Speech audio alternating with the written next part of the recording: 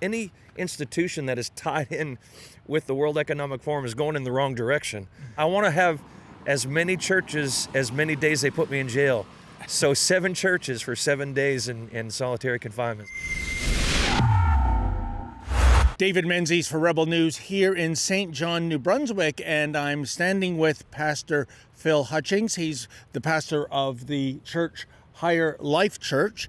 And a lot of you might know Pastor Phil for an incredible story that happened during the dark days of COVID. But one of the reasons I'm here is to talk about a sermon. Even if you're not religious, even if you're a hardened atheist, I think you might be interested in this sermon. It's called 5 Reasons Not to Vote Liberal in this upcoming federal election. And before we get into the meat and potatoes of that, Phil, yes. Could you please, for those members of our audience that don't know your story, could you please describe how somehow a man of God ended up in a prison in solitary confinement, no less? Yes, David, thanks for letting me have the opportunity to say hi to everybody. But even when you bring it up, it's still kind of, I don't know if it really clicked. It's still kind of shocking that happened.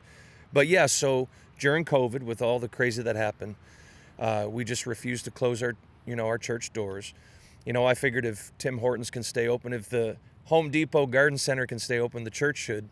And so we just kind of drew a line. We weren't trying to be rude. We felt, if there was ever a time that people needed hope, It was definitely during COVID.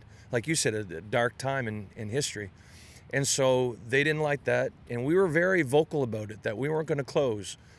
And we opened our doors and they put the squeeze on us. And of course, some of you folks know that they put us in jail. Now, it was solitary confinement, 7 days. I didn't know how long I was going to be in there, but it was 7 days.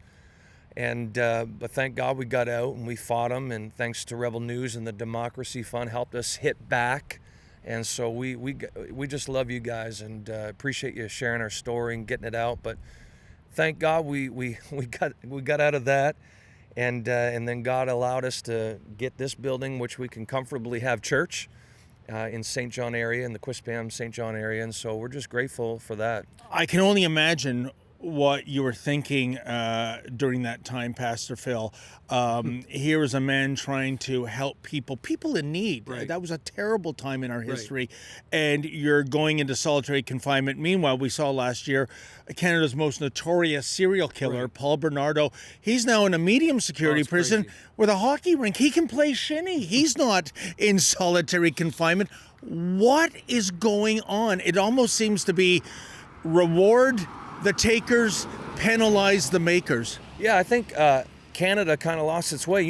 I was saying this to you before, and I don't know if folks know this. Originally, government gave tax breaks to the church because it actually saved the government money for the church to be open. And because, when the church opened, the community became better. It got the drug addicts off the street. It turned the alcoholics around. It saved marriages. It turned homes into a better home.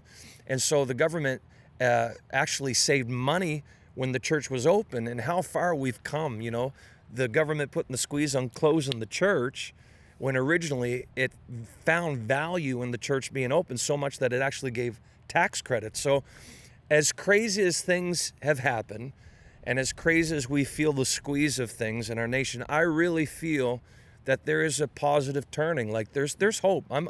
I believe Canada's worth fighting for. I know you do. And I feel like our best days are not behind us. I really do. Well, hope abounds. And by the way, one last note on the COVID period. The moment I realized these lockdowns were not contrary to popular belief or what the politicians were saying, were being driven by science, is when Pastor Hildebrandt in Elmer, Ontario, had a sermon in which nobody got into the church. They stayed in their own vehicles listening to the sermon on an FM broadcast. Right. And evidently that was offside, literally 300 meters down the road from his church. A no-frills, business as usual. I guess it depends on who your lobbyists are. Those days have come and gone. Right. Now I think we are in a period, Pastor Phil, at least in my lifetime, this is the most important election, and I know you agree with that. Give us a quick recap of your sermon regarding 5 reasons not to vote Liberal. Yeah, I mean, we saw what 10 years of the Liberal Party has done, and I'm not trying to throw anybody under the bus. We pray for those that are our leaders, but biblically, as a Christian, I can't align myself with the party. And this is what I was sharing. I'm not telling people how to vote. I'm asking them to pray and then vote. But biblically, as a Christian, we can't stand in agreement with the Liberal Party. One, their stance on Israel is loose. Anybody that can't align themselves with Israel that's an issue for me. And of course, with the things as it relates to the woke agenda, their ties to the World Economic Forum, any institution that is tied in with the World Economic Forum is going in the wrong direction. And so those are the kind of the things we took them through Scripture and showed, the taxation stuff is crazy.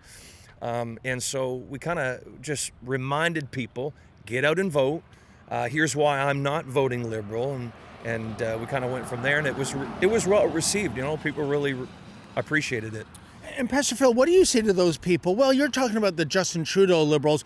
We've now got Mark Carney. This is a different kind of Liberal Party of Canada, yet I look at all the major players in cabinet. Right. They're still there, in some cases coming back out of retirement. I'm of the opinion, based on the research I've done, he might actually be worse than Justin Trudeau. And given what Justin Trudeau has done, the vandalism of this country that he has done the last decade, I think that's saying something. Your thoughts? Yeah, I mean, I totally agree. I always say, look at the policies. The policies are their platform, and how can you come into agreement with a policy that's literally taken Canada down? And I mean, all I would say to folks that are watching is just, look at the policies. We have the Liberals on the Finance Committee, and they are in support of Recommendation 430. That is how advancement of religion be abolished as a charter objective. As you know, that would decimate many charities. This is, for lack of better words, a direct attack on religion. What do you think of Recommendation 430? I think it's ridiculous. I'm just like, and I got to be careful what I say, but you're not just going to kill churches, like you said. You're going to kill charities that are feeding people, clothing people. It's like Canada shooting themselves in the foot. You pull that, it's not going to be a good thing. But I think it's not going to go. I feel like a lot of people are pushing back on it. They're getting involved because people are getting into the know. I feel like this election, people aren't sitting by the sidelines and drooling on this one. I feel like people are getting active and seeing what the Liberal Party has done, and they don't want to see another term. And so I feel like people are getting a hold of their MPs. They're writing. We have made a template available for our church folks to mail or email so they can fight against it. We sent it all around to different churches. So I don't think it's going to go, but it was, I just couldn't believe that they would do that. If you are a religious person, much like if you're a gun owner, how can you vote for this party? They're anti-religion, anti-gun. They brand themselves as love trumps hate, but I think the precise opposite is true. 2 things. One is, what is the status of your church now? I understand you've opened another church, so despite what they tried to do to you during the pandemic, you are on the expansion path. Secondly, can you give me your thoughts? Are the polls accurate? Is something that was just a few months ago a landslide for the Pierre Poilievre Conservatives truly now a photo finish horse race, if, like I said, you believe the polls? Yeah, I don't believe the polls. I believe the last polls I saw was the Liberal Party in lead, but I see a blue wave taking place in our country. We are. It's funny, any persecution that seems to hit the church seems to just make it grow. So we opened up a second location in Fredericton. We're looking at opening another one. Wow. I want to have as many churches as many days they put me in jail. So 7 churches for 7 days in solitary confinement. So that's what we're aiming for. Pastor Phil, I hope you realize that goal. And there you go, folks. Despite what this good man faced during those dark days of COVID, imagine arresting a pastor, putting him in solitary confinement as though he was the worst of the worst criminal, trying to shut down his church. Well, you know what? You can shut down a structure. You can even kill a man. What you can't do is kill an idea. For Rebel News, I'm David the Menzoid Menzies. I know you love it when Rebel News brings you the other side of the story, but the fact is we need your help. Unlike the Mark Carney-controlled mainstream media, we do not get a nickel of government funding. So can you help me out here? Can you go to campaign2025.com? That's campaign2025.com. And if you're able to, kindly make a donation.